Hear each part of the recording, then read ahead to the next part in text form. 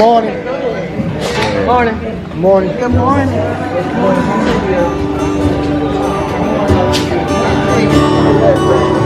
Good morning, everybody. Welcome to the warehouse. Please stand as we get started this morning and sing along with us.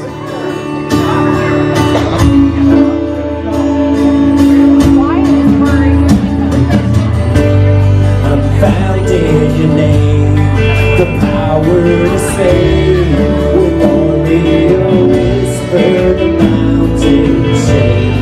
It's Jesus our hope and strength.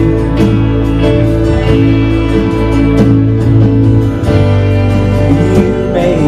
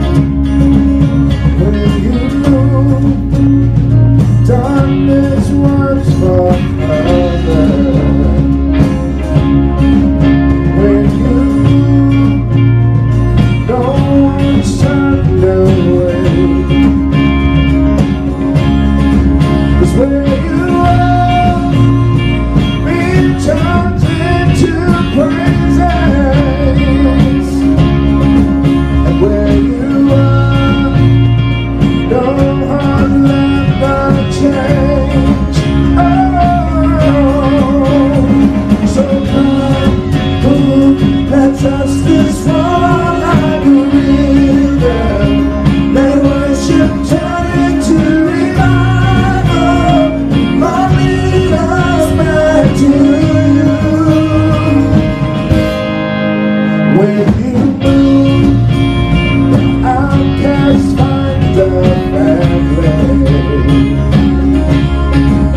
When you move, the orphan finds a home. But here we are, oh, teach us to love mercy. With humble hearts, we bow down at your throne.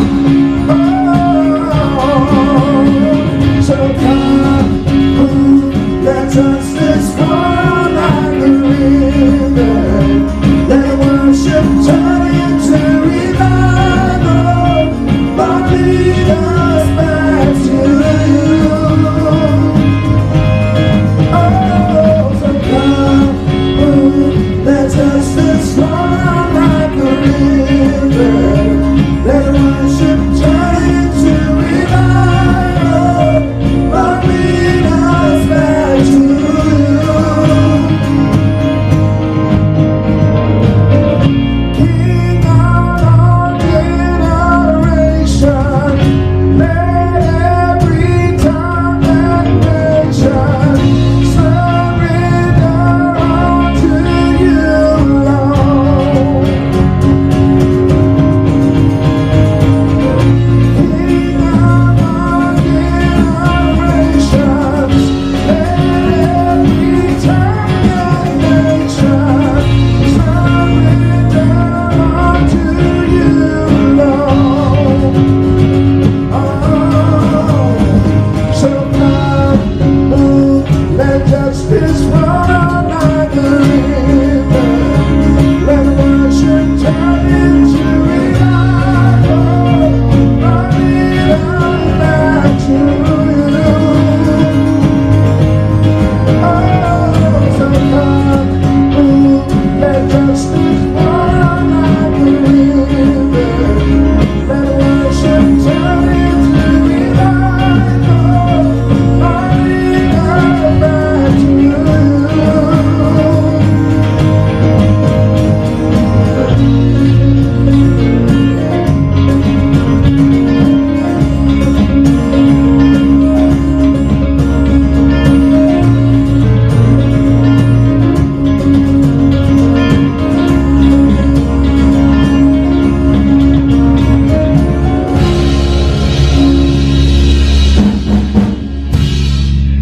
Okay, before you sit down, take a lap around the room, see who all's here, get some coffee and treats, and we're back with you in just a few minutes.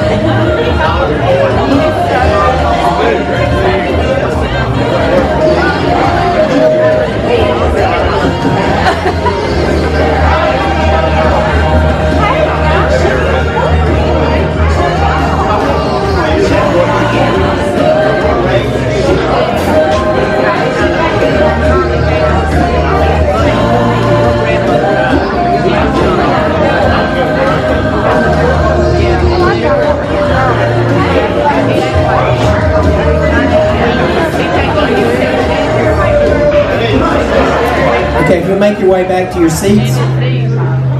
Thank you again for joining us for worship this morning. If you're visiting with us, we want to extend a very special welcome to you and hope you join us again sometime in the future. Most of your announcements for the week are in the bulletin. The youth are going to the escape room this afternoon, and they're leaving at 4:15. And youth normally starts at 5. So if you have a youth, pay attention to that. They're leaving at 4:15. We are on the first Sunday doing communion. Here in the warehouse and in the Methodist Church, we have, there's fancier words for it, but I call it an open communion table, which means everybody's invited to participate. You don't have to be a member of this church or any church. We're going to have 2 communion stations here in the front. When we get to that point in the service, you'll come down the middle aisle, take a wafer and dip it in the cup. Just follow the person in front of you in the direction of the ushers. But again, everyone is certainly welcome to participate. I do want to remind the children and children's parents, we do have children's church in here. It's been going on for a couple of months. It's turned into a really good program for us. After the third song that we do, the children will leave for children's church. There'll be a slide directing you. As we start off this next song, we're going to be taking the offering up. Buckets and baskets will come around through your aisles. Buckets, we use that money for local mission projects, including giving donations to the food bank in Pelham, so you can put change or loose bills in those. Your regular offering to the churches will go in the basket that's going to be passed around for you, and those are going to come around for you as we do this next song for you.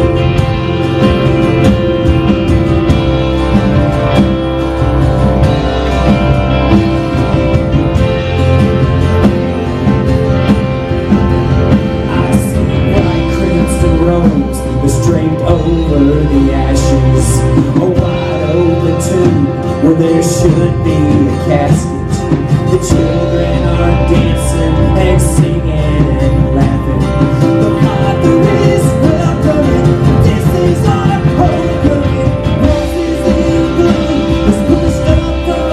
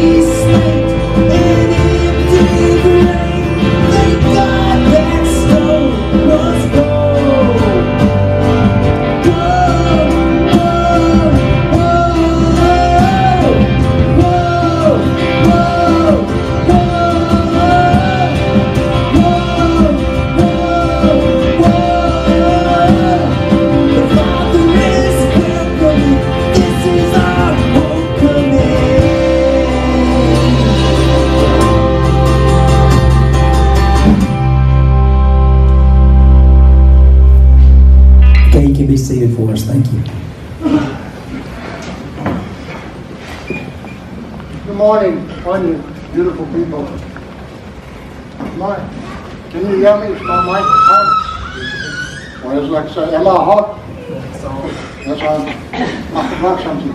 Oh, such got nothing to do with my sermon, but it's got to do with worship. I was listening to one of the songs, and I thought I'd tie into some of the worship. It says, "Come like the wind." If you listen to that beat, did you know it, thanks to Calvin, it's actually a copy of your heartbeat. You know, how many of you ever been to a hospital and you've watched the little heartbeat monitor? And then all of a sudden, halfway through it, you'll miss a beat on purpose. And the reason for that is to get you to get the feel of the heartbeat, like, oops, there's something missing. And it helps you pay attention to the word, but psychologically, it throws you off a bit so that you can think about what's going on in the music and the message. So you're not only feeling the heartbeat of God, but you're also paying attention to the words. So sometimes the music, the rhythm and the beat is done intentionally so that the words have more meaning.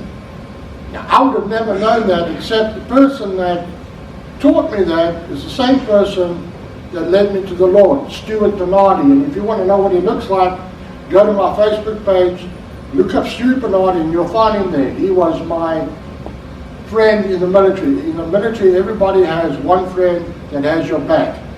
You know, you're in teams of two. And if I got injured, he would have carried me to safety. If he got injured, I would carry him to safety, because that kind of thing. We slept in the same tent, we shared cigarettes when we smoked, we drank together, and he got saved in Cape Town, got baptized in the ocean because he's a surfer, came back and then led me to the Lord. Took him forever, but he finally led me to the Lord. And I'm eternally grateful for him. He was extremely creative. He was an artsy kind of guy. He would draw all day long while we were sitting around, and he would sing music and play music and try and get me to appreciate the arts. I was more of a rugby player and probably more useless than he was. But today he creates wedding bands. And so if you've got about $25,000 and like to buy a nice ring for your wife or for an anniversary, he'll design you anything you want for about $25,000. You just go visit him and choose your diamond. He'll cut it the way you want it, and he'll set it in the platinum or the gold that you want.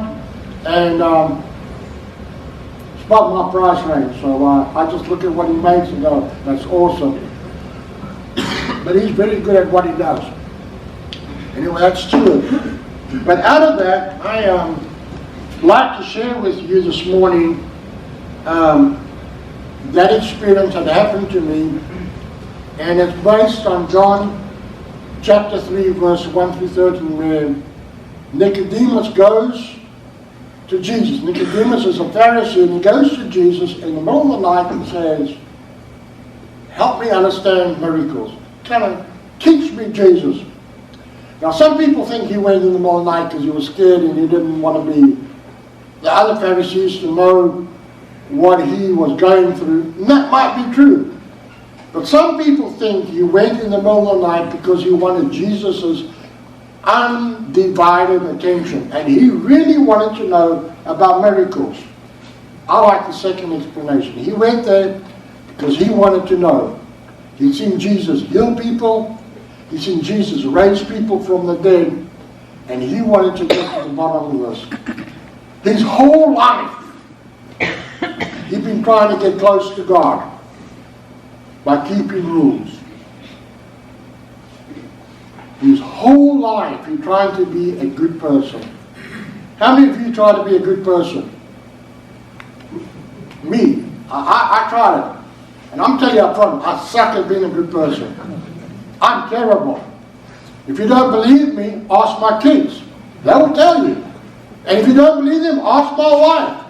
She'll tell you, I'm terrible at being a good person. I've tried to keep those 10 commandments. I'm terrible. You know, when I see somebody ride down in a brand new Corvette, I'm like, I want to have one more today. The other day I was driving in Albany, I saw a Ferrari come by, and I'm like, I need one of those. Jesus is like, no you don't. I'm like, yeah I do. I used to catch fish, and I was like, yeah, I caught me a big old 6-pound bass, and guess what? I saw someone put it, I need one of them. Ooh. What my neighbor stuff. And then eat you. I'm a lot skinnier now, but I tell you what, you put one of them T-bone steaks in front of me, I'm like, now I eat all I can.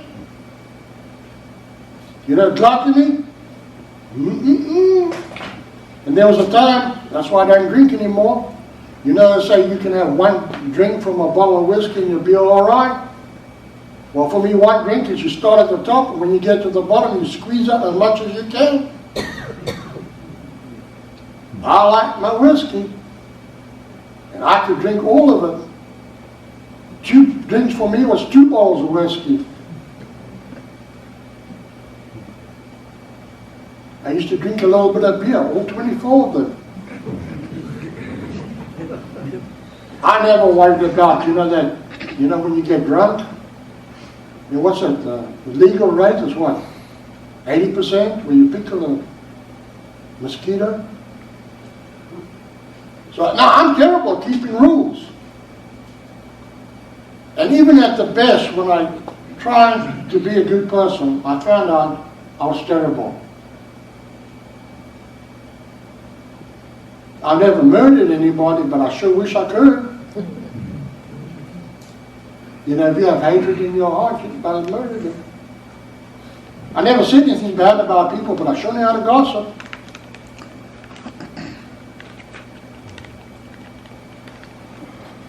So, Nicodemus had been through some of that.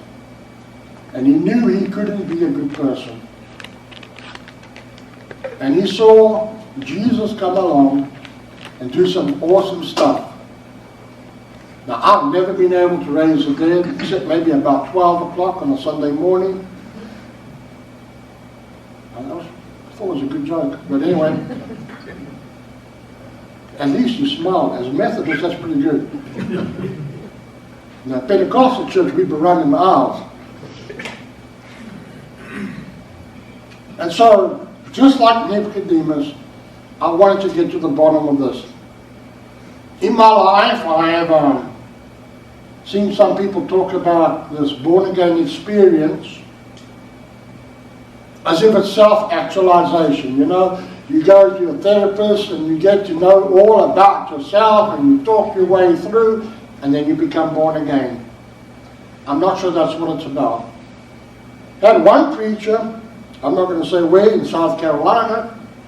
He went to the YMCA, and while he was there, a young person ran up to him and he knew he was a preacher and said, I've become born again. Are you born again? And the preacher cussed him out. He said, there you go. And then he used some words I can't use in church, business. And that spread all over the town and our church, and we didn't keep him very long. So what does it mean to be born again? I don't think it's a philosophical understanding. I don't think you have to, as some people say, understand everything about being born again. I don't think it's an intellectual experience. And I don't think it's just merely an emotional experience. And I don't think it's something we do ourselves. I think it's something that God does in us. Now, we have some people going through confirmation, and I know there's some people in our church that aren't members yet. I'm hoping that one day you'll join the church. And we might have some people out here that have never been baptized. I'm hoping that one day I get to baptize you. And we'll use as much water as we possibly can. Or as little, depending. Let's look at the scripture and then we'll move on. John chapter 3, we probably memorized most of this. Now there was a Pharisee, a man named Nicodemus, who was a member of the Jewish ruling council. He came to Jesus at night and said, Rabbi, we know you are a teacher who has come from God. For no one can perform the signs or miracles you are doing if God were not with him. Think about that. Most important person in their version of the church or synagogue comes to a little country preacher and says, I've seen you do miracles, I've seen you do signs, I've seen you preach with authority. You don't say, so-and-so said or so-and-so said. You don't quote anybody. You talk as if you're God. I recognize you. I've come here in the middle of the night. Tell me how I can get closer to you. How many of you seen the revival up in Asbury on Facebook and in the Philippines and all over the world where people are hungering for God? They're looking for something that's a lot deeper. They're tired of a superficial relationship with God. How many of you are looking for a deeper walk with God? Here's the answer. Jesus said, in red letters, this is how you get closer to God. Verily, truly, or truly, truly. Or here it is, the bottom line. I tell you, no one can see the kingdom of God unless you are born again.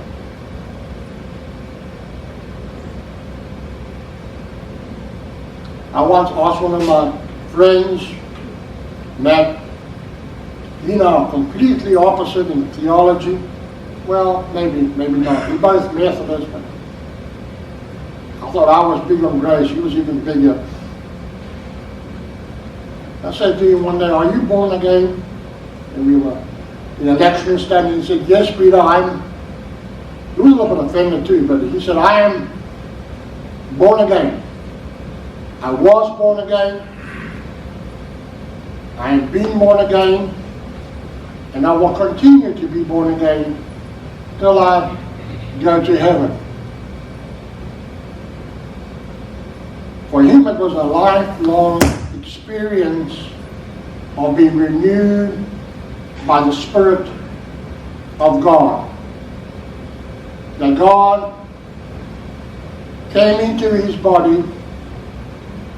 God came and washed his spirit when he accepted Jesus, or when his parents brought him up and he was presented to God and he was baptized. God prepared his heart until he made a decision for himself and continued to work in him until he was confirmed. For some of us, we became born again through profession of faith and continued to work with him as he was ordained as a minister, and continued to work with him as he ministered to the people of God. This morning, I offer to you the Spirit of God. And I ask that you open your hearts and allow God's Spirit to come and cleanse you and renew you and make you born again. And I encourage you to share with us through baptism that God has done something miraculous in your life. If you've been born again, you've been baptized, I ask that God continue to work. That's the sad part. Many of us miss this. We think born again is something we do for God.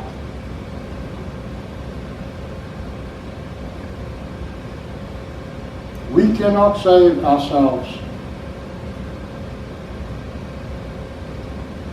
We cannot save ourselves. I don't care how hard we work, we will never ever be good enough to get to heaven.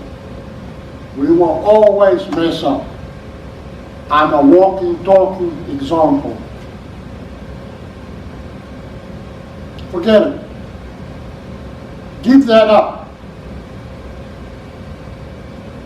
None of us are perfect. If you are, I'll hang out with you long enough and I'll change it very quickly. And I'm the preacher.